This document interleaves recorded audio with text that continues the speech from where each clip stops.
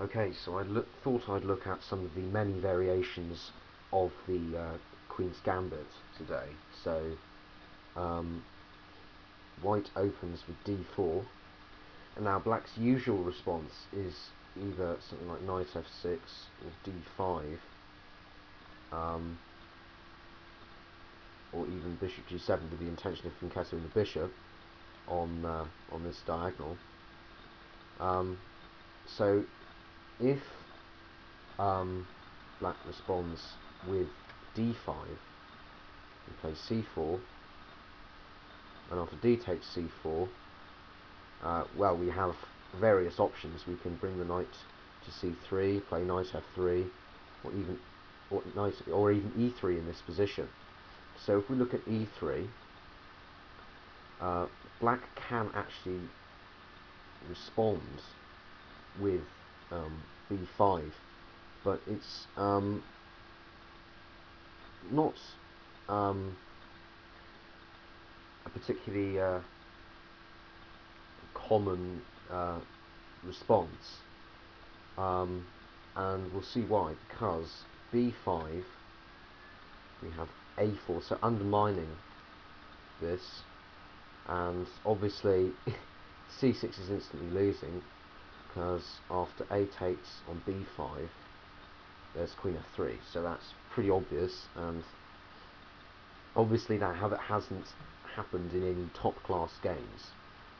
So yeah, so e3, so knight c3 is also possible. So if we look at knight c3,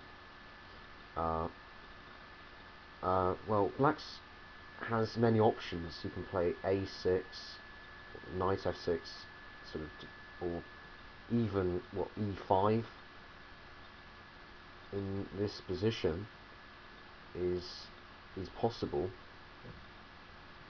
So obviously black has many alternatives, and we could even play knight f3 in this position. We've have so many options. Or e4. So that's the Queen's Gambit accepted. Now, if black responds with something like knight f6, we play c4 after e6, which is sort of looking like Nimzo Indian with bishop b4.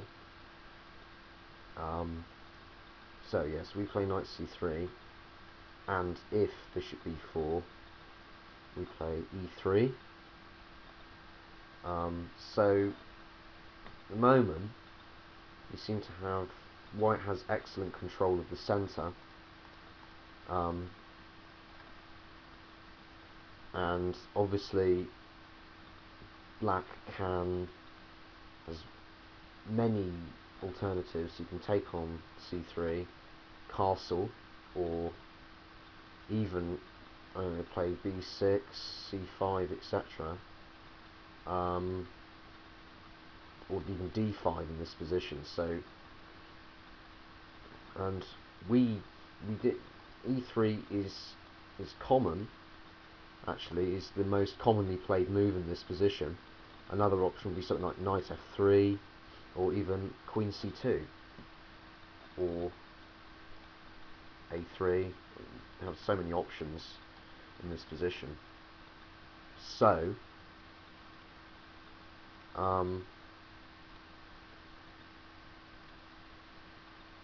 so d4, I'm going to look at another variations with d4, d5, c4. Now e6 is sometimes played in top level games. Now with e6, we respond with knight c3, and after knight f6, bishop g5, and clearly white is looking to develop his pieces with this bishop g5, with the intention of playing maybe e3 at a later stage. Um, so, and after, obviously black has many alternatives. You can bring his knight to c6, or you can play c6, sort of a Slav defense. So, or even bishop e7 is possible in this position. Or even d takes c4, which is reasonable. Or even bishop b4, or even knight d7. So, so let's look at knight c6. If knight c6, then knight f3. So defending this d4 pawn and at the same time developing our pieces. So obviously bringing the bishop out to g5 is reasonable. It pins the knight on f6, and it also allows us to develop our pieces quickly. Now usually the light squared bishop is the more powerful bishop in this opening. So we're looking to get the dark squared bishop out first, and maybe take on f6, and then after developing this bishop we can play something like e3. So anyway, let's look at a top level game now.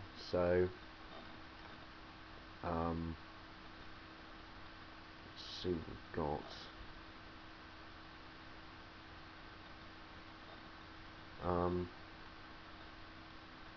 If we look at this one,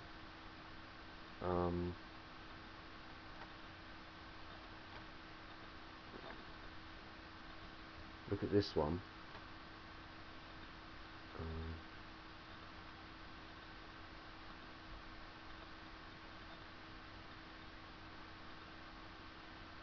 Between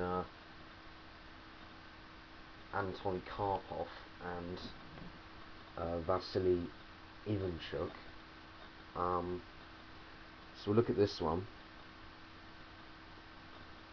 So Karpov opened with d4. We see knight f6 from black, c4, d5, now knight c3. Now Karpov is renowned for being a particularly positional player, so clearly this is known to be pretty positional sort of opening. So now black responds with g6, and now we see c takes d4, black recaptures, and now e4. So white is strengthening his grip over the centre with this e4 move. So black captures the knight on c3, and now c5, bishop e3, bishop g7. So black is fianchettoing the dark square bishop on this diagonal, so increasing the pressure on d4, and obviously black's bishop is very strong on this diagonal, and this move also allows him to castle kingside. So now we see queen d2, black takes on d4, now knight c6, so it's increasing the pressure here and at the same time developing his pieces.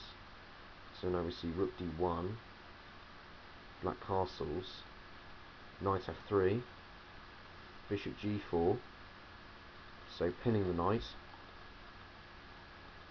bishop e2, so queen a5. So black is now offering exchange of queens in this position. So now rook c8,